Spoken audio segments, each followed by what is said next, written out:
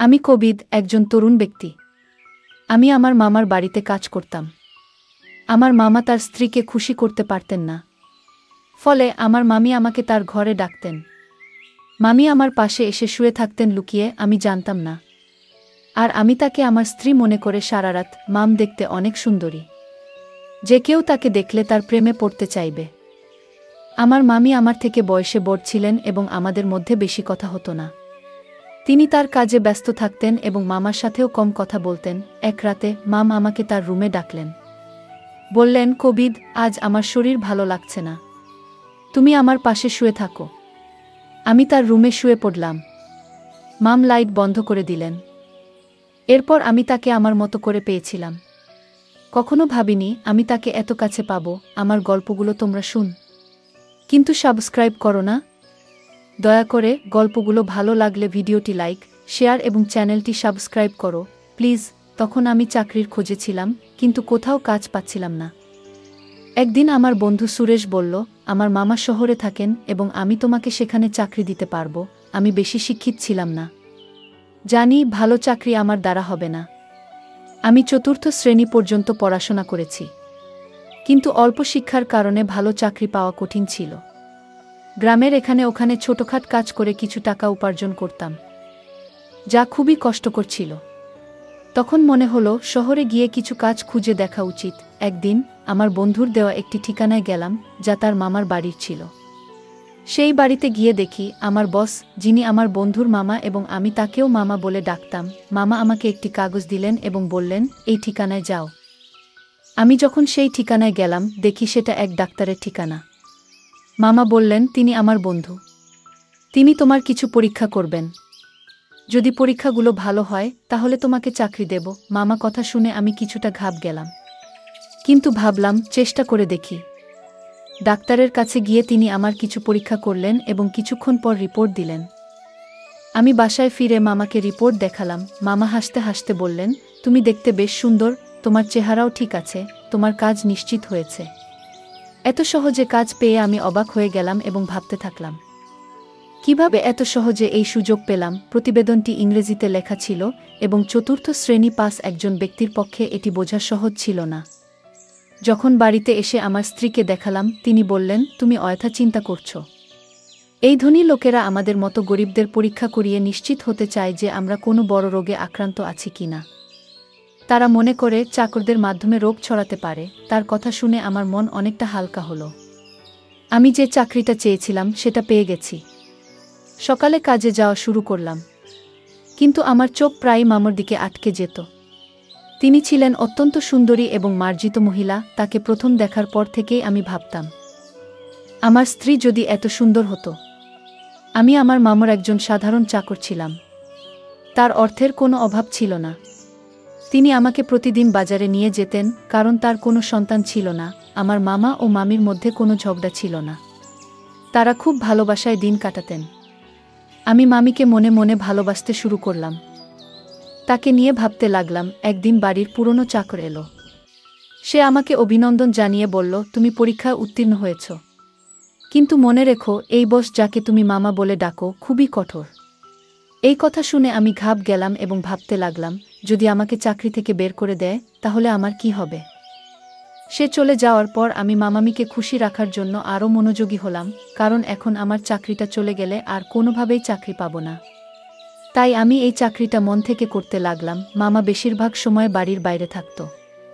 আমার মামি একদিন আমাকে তার রুমে ডেকে বললেন, তুমি খুবই অল্প বয়সী, পরিষ্কার পরিচ্ছন্নতার খেয়াল রাখো। আমি এমন একজন চাকর পছন্দ করি যে তার মনিবের মতো পোশাক পরে। এই বলে মাম আমার হাতে কিছু টাকা দিলেন এবং বললেন, এই টাকা থেকে বেতন ছাড়া নিজের জন্য খরচ করো।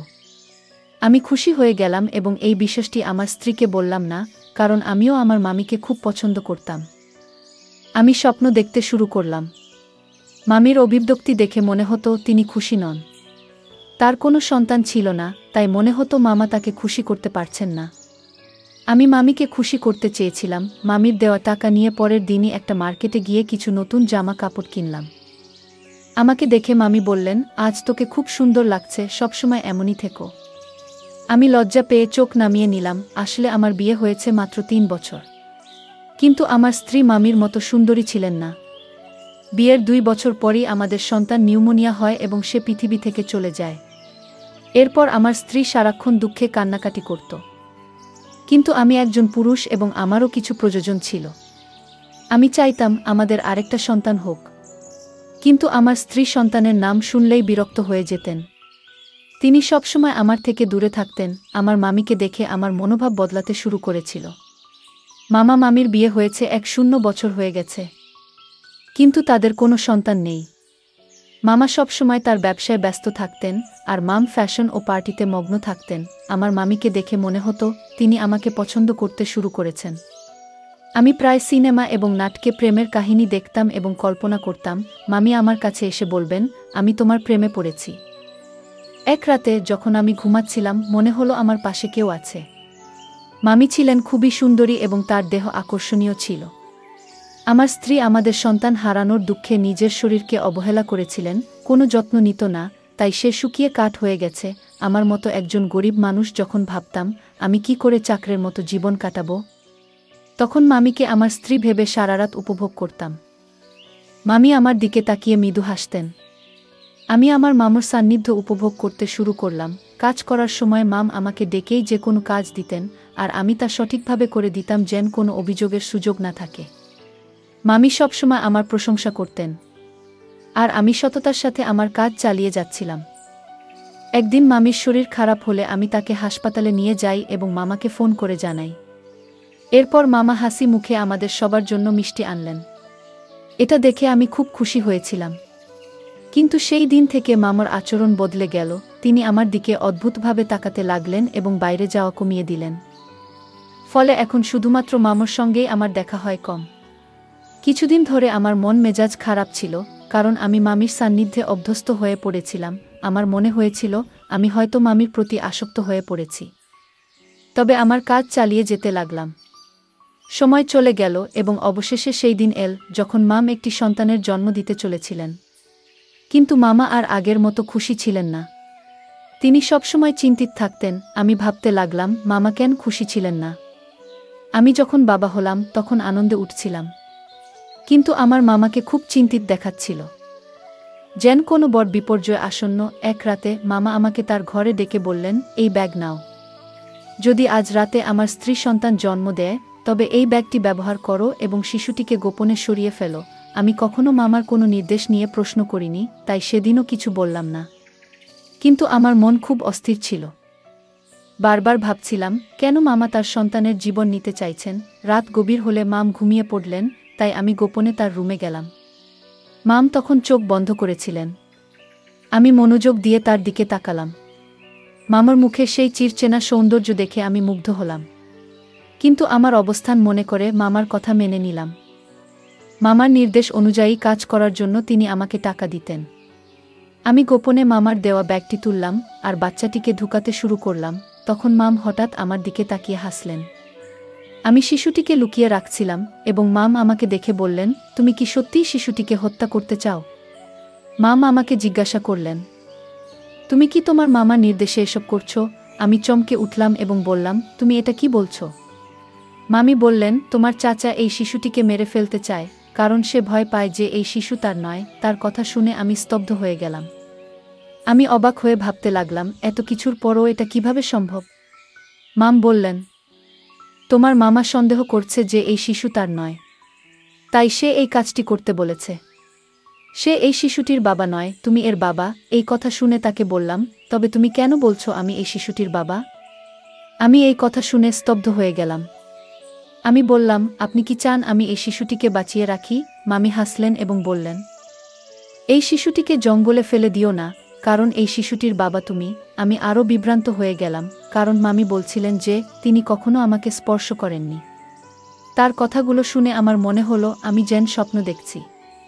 আমি সোফায় বসে ভাবতে লাগলাম, এত সুন্দর একজন মহিলার সাথে যাকে আমি মামি বলে ডাকি, এমন কিছু ঘটেছে কি? আমি মামিকে জিজ্ঞেস করলাম, আপনি এত সুন্দরী কিন্তু কেন এমন করলেন? মাম বললেন, আমি খুব সুন্দরী কিন্তু আমার পরিবার খুব গরিব ছিল, তাই আমি তোমার মামার সাথে দেখা করতে এসেছিলাম। তোমার মামা মতো ধনী হওয়ার ইচ্ছা ছিল, তাই আমি তাকে বিয়ে করি। আর সে আমাকে প্রস্তাব দেওয়ার সাথে সাথেই আমি তৎক্ষণাৎ হ্যাঁ বলেছিলাম, কারণ আমি ধনী হতে চেয়েছিলাম। আমার বাবা মাও তোমার মামার সাথে বিয়ে করতে রাজি হয়েছিলেন, কিন্তু বিয়ের কিছুদিন পরেই জানতে পারলাম তোমার মামার সন্তান হওয়ার সামর্থ্য নেই। অনেক চিকিৎসা করানোর পরও কোনো ডাক্তার তাকে সুস্থ করতে পারেনি। তিনি মা হতে চেয়েছিলেন এবং এর জন্য তিনি যা করতে প্রস্তুত ছিলেন, তারপর তিনি তার চাকরের মাধ্যমে একটি অদ্ভুত পরিকল্পনা তৈরি করেছিলেন। তাই তিনি সবসময় চাকরদের নিযোগের আগে পরীক্ষা করাতেন। তোমার চাচা তোমার মাধ্যমে তার পরিকল্পনা সফল করতে চেয়েছিলেন। মামি বললেন, এই শিশুটি তোমারই সন্তান এবং তিনি চান না যে এটি প্রকাশ্যে আসুক। তিনি জানতে চেয়েছিলেন তিনি বাবা হতে সক্ষম কিনা। তাই আমাকে চাকরের সাথে ঘুমাতে বলেছিলেন। মামার এই কথা শুনে আমি আরও হতবাক হয়ে গেলাম এবং কিছু বলতে পারলাম না। তিনি বলতে লাগলেন, তোমার মামা আমার জন্য অনেক চাকর নিয়েছিলেন, কিন্তু আমি যাকে ভালোবাসার যোগ্য মনে করতাম তাকেই গ্রহণ করতাম। আমরা অনেক চাকর বদল করেছি, কিন্তু তোমাকেই প্রথম উপযুক্ত মনে হয়েছিল। প্রথম দেখাতেই তোমার প্রতি আমার আকর্ষণ জন্মায়। আমি অবাক হয়ে বললাম, তুমি কখন আমার কাছে এসেছিলে? মামি হাসলেন এবং বললেন, তোমার মামা এমন পরিকল্পনা করেছেন যে তুমি বুঝতেও পারোনি। তুমি মনে করতে তুমি তোমার স্ত্রীর সাথে আছো, কিন্তু আসলে আমি ছিলাম। তোমার মামা রাতের আধারে আমাকে তোমার রুমে পাঠাতেন এবং তোমার স্ত্রীকে অন্য ঘরে অজ্ঞান করে রেখে দিতেন।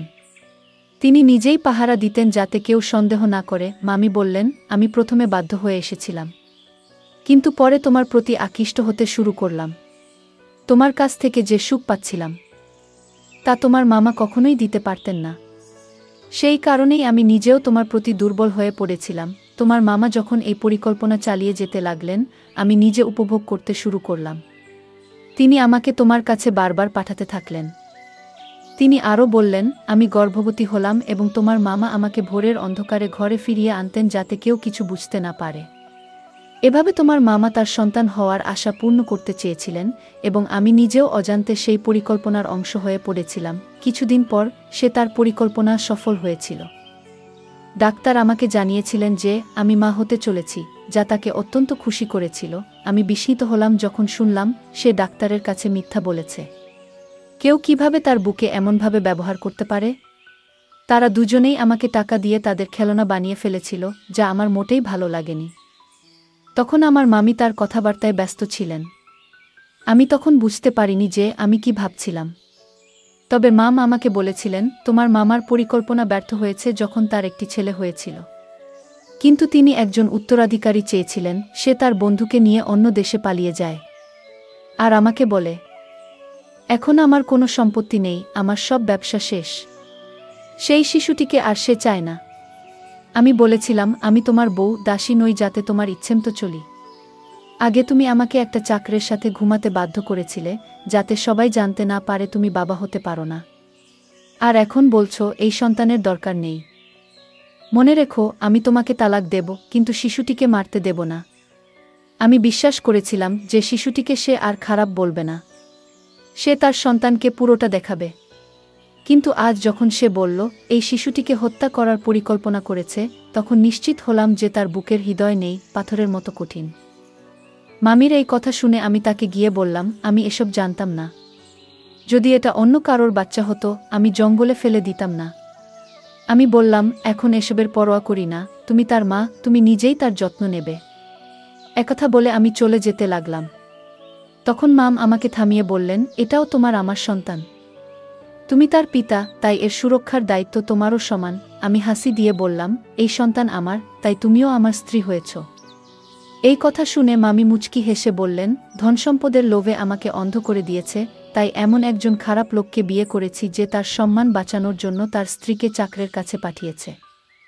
আর যখন আমি তার সম্মান রক্ষা করেছি, সে আমার সন্তানের প্রাণ নিতে চেয়েছিল এবং বলেছিল যে এই শিশুটি হতভাগ্য।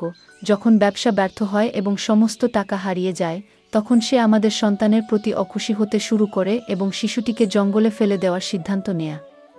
এইসব জানার পরেও আমি এমন লোকের সাথে থাকতে চাই না।